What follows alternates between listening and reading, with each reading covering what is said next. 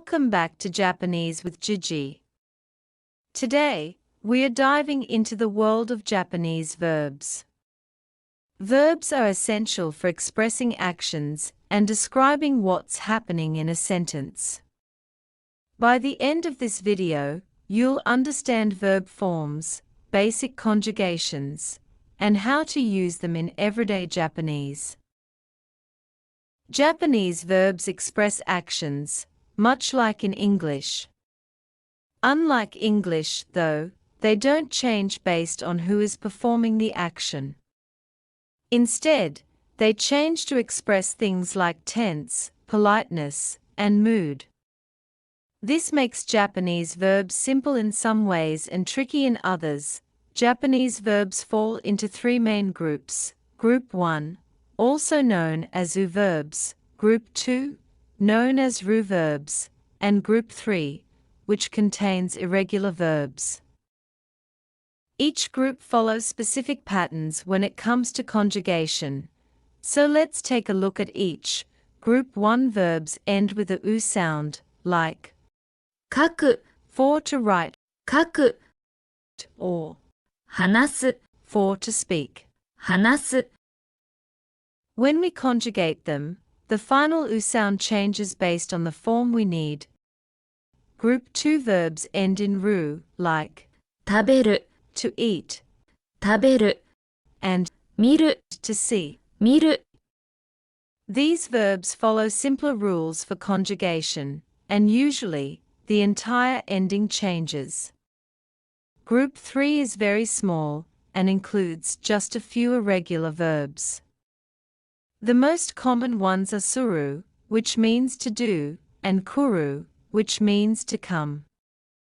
These verbs have unique conjugations that don't follow the patterns of groups 1 or 2. The dictionary form is the base form of a Japanese verb, also called the plain or casual form. This is the form you'll see when you look up a verb in a Japanese dictionary, and it's how verbs are often used in informal contexts, or among close friends and family. For Group 1 verbs, this form ends in u, like 行く meaning to go. For Group 2 verbs, it ends in ru, like 食べる meaning to eat. Group 3 includes the dictionary forms suru, to do, and kuru, to come. This form is important because many conjugations are built off of it. In our next section, we'll cover how to take this dictionary form and create polite forms, negative forms, and more. Let's look at some essential verb forms that are necessary for conversation: the polite form, negative form, and past tense. The polite form ends in masu and is used in most polite conversations. To create this form, start from the dictionary form and make these adjustments. For Group 1, change the final u sound to the equivalent e sound and add masu. 行く Becomes 行きます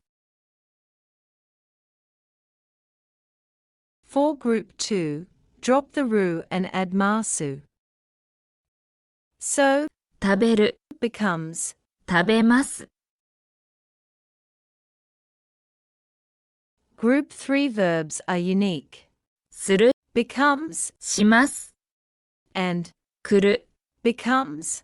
来ます The negative form is made by adding ない to the stem for informal conversations. For example, 食べる becomes 食べない for not eat and 行く for not go. 行かない For polite negative forms, add ません instead of ます like. 食べません The past tense in Japanese changes depending on the verb group.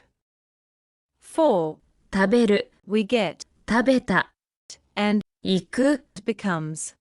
行った The polite past tense adds ました like. 食べました With practice, you'll get used to these patterns. Now that you know the forms, Let's use verbs in sentences. You'll see that verbs in Japanese often come at the end. Let's try some examples. 私はご飯を食べます。I eat rice. 明日、映画を見ます。I'll watch a movie tomorrow. 私は学校へ行きます。I go to school. As you can see, once you know the conjugations, you can build sentences easily, and that's a wrap on Japanese verbs. Keep practicing the conjugations and try forming sentences on your own. Make sure to like and subscribe for more Japanese lessons. Let me know in the comments if there's a topic you'd like us to cover next time. じゃあまたね。Goodbye. さよなら。